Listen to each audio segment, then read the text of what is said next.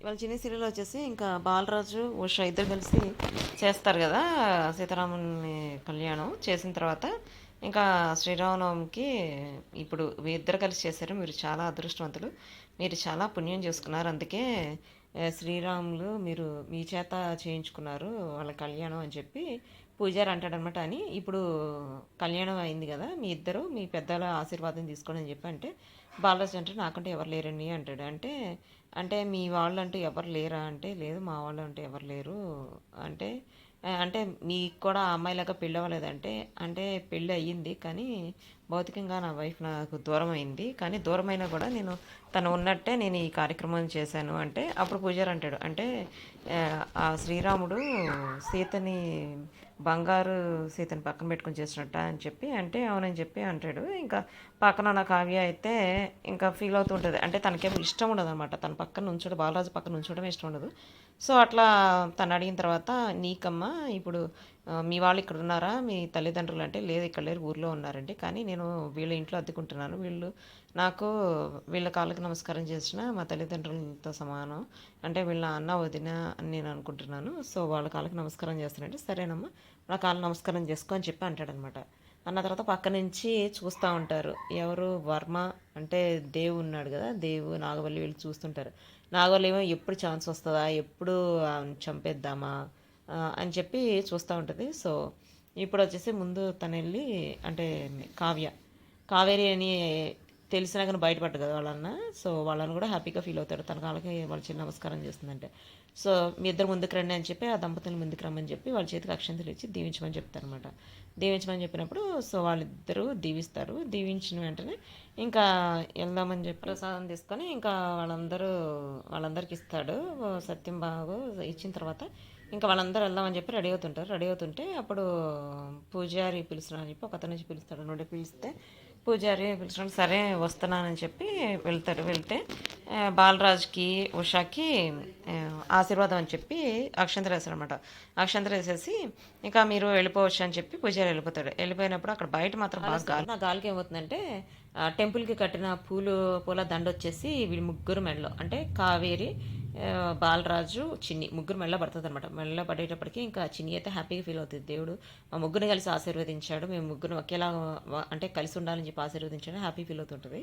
బాలరాజు కూడా సంతోషంగానే ఉంటుంది అనమాట.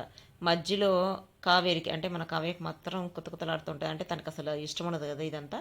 సో అందుకని ఇంకా పూలు తీసేసి పక్కన పెట్టేసి వెళ్ళిపోతుంది. వెళ్ళిపోతే ఇంకా చిన్ని కూడా తీసి రాజు కూడా ఇంకా మెళ్ళ నుంచి దండ తీసేస్తే నువ్వేం ఫీల్ అవ్వకలే నాన్న, ఇప్పటిదాకా అసలు నువ్వంటే పడని టీచర్ అమ్మా, నువ్వంటే పడనమ్మా ఇప్పటిదాకా నీతో ఉంది, సో ఇంక ముందు ముందు నీ మీద కోపం కూడా పోతుందిలే అమ్మకి, నువ్వేం ఫీల్ అవ్వకంటే నేను ఫీల్ అవ్వాలి కానీ నువ్వు త్వరగా వెళ్ళు, లేకపోతే నా మీద కోపం పక్కన పెడితే నీ మీద కూడా కోపం వస్తుంది అని చెప్పి అంటే ఇంకా అది అట్లా ఉంటే ఇంకో వైపు వచ్చేసి సత్యబాబు వెయిట్ చేస్తుంటారు. ఇంకా రాలేదేంటి చిన్ని రాలేదేంటి కావ్య రాలేదేంటి అని వెయిట్ చేస్తుంటే వెళ్తే కావ్యని ఏది చిన్ని ఏదంటే పూజారితో మాట్లాడుతున్నట్టుంది, నేను వెళ్ళి తీసుకొస్తానని చెప్పి వెళ్తుంది.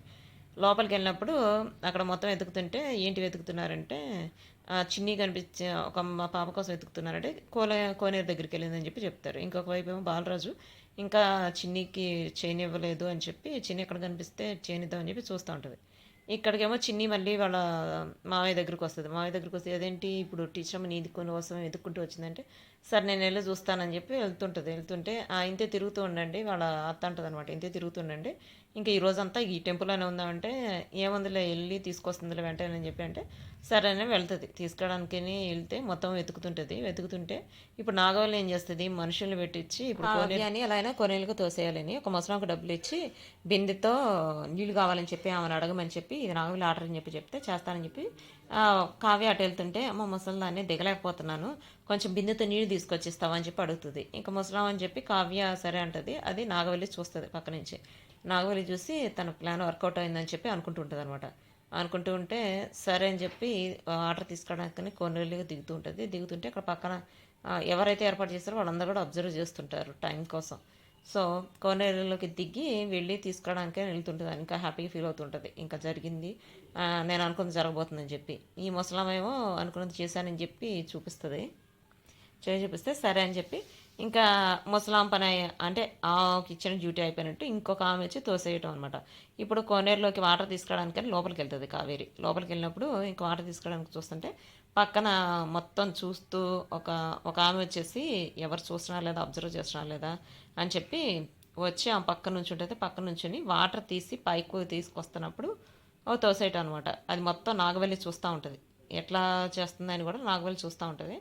ఇక్కడ ఈమె వచ్చేసి కనిపిస్తుంది కదా, ఈమె వచ్చేసి తోస్తుంది. వచ్చేసి పక్కన వాటర్ తీసుకొని పైకి రాబోయేటప్పటికి పక్కన అంటే అనుకోకుండా తోసినట్టు అట్లా తోసేసి ఇంకా వెళ్ళిపోతుంది. వెళ్ళిపోయినప్పుడు పక్కన చాలామంది చూస్తారు. చూసి ఒక ఆమె పరిగెత్తుకుంటూ వెళ్తూ ఉంటే అప్పుడు అడుగుతాడు బాలరాజు. అడుగుతాడు ఏంటి ఏమైందని అడిగితే, ఇంతకుముందు నీతో పాటు ఒక ఆమె పూజ చేసింది కదా, ఆమె కొనేరులో పడిపోయిందని చెప్తే అవునా అని చెప్పి బాలరాజుకు తెలుసు కదా ఎవరో పడిపోయింది. వెళ్తాడు, వెళ్ళి రక్షిద్దామని చెప్పి వెళ్ళేటప్పటికి అప్పుడు మునిగిపోతూ ఉంటుంది. లోపల మునిగిపోతూ ఉంటే ఇంకా వెళ్ళి తీస్తాడు. బయటికి తీసి ఇంకా తీసుకొని ఆమెని రక్షించి బయటికి తీసుకొస్తాడు. బయటికి తీసుకొచ్చిన తర్వాత ఇంకా కావ్య ఏమో స్పృహలో ఉండదన్నమాట. స్పృహలో ఉండకపోతే ఇంకా అందరూ చుట్టుపక్కల వాళ్ళందరూ వస్తారు. వచ్చి పట్టుకొని మొత్తం చేతులు అన్నీ రుద్దుతుంటే ఇంకా అసలు స్పృహ రాదు.